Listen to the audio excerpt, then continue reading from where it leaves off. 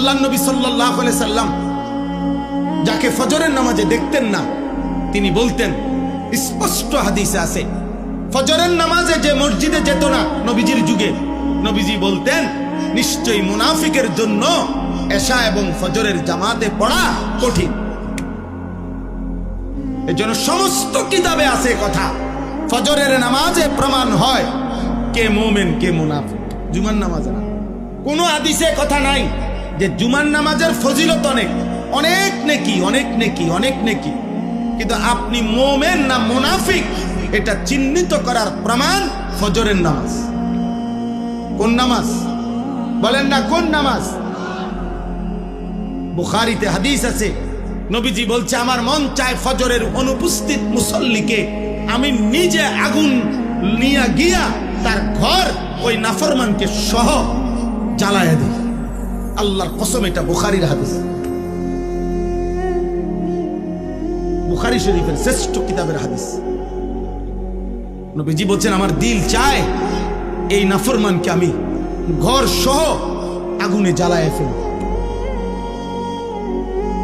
যিনি তোমাকে আগুনে জ্বালায় ফেলতেই চাইছে দুনিয়াতে, আখেরাতে তুমি এই আমলনামা নিয়ে গিয়েই তোমারে সুপারিশ করে জান্নাত দিয়ে দিবে। সুপারিশ তোমার মামুর বাড়ি, হ্যাঁ, সুপারিশ তোমার আব্বার সম্পত্তি, হ্যাঁ। নবীর সুপারিশ মানে জিলাপি, নবীর সুপারিশ মানে বিরিয়ানির ফুটলা, নবীর সুপারিশ মানে খিচুড়ির ডেক। এই ভাবছেন না?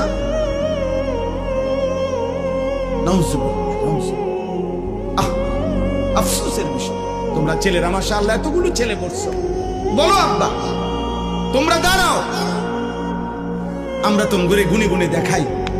এখানে বাবা চাচা মুরব্বী যারা আছে তারাই বলুক, তোমাদের এক পাশে যদি তোমরা দাঁড়াও, আমি দাঁড় করাই দেই, তো তোমাদের এখানে 100 ছেলে 500 ছেলেও যদি দাঁড় করায়, দেখা যাবে 480 জনের চেহারায় নামাজের কোনো চিহ্ন নেই।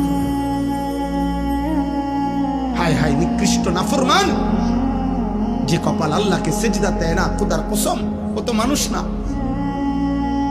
ও তো হাইওয়ান, ও তো জানোয়ার, ও তো পশু, ও তো পশু। ওই কপালে তো থুতু মারা উচিত, যে কপাল আল্লাহকে সেজদা দেয়।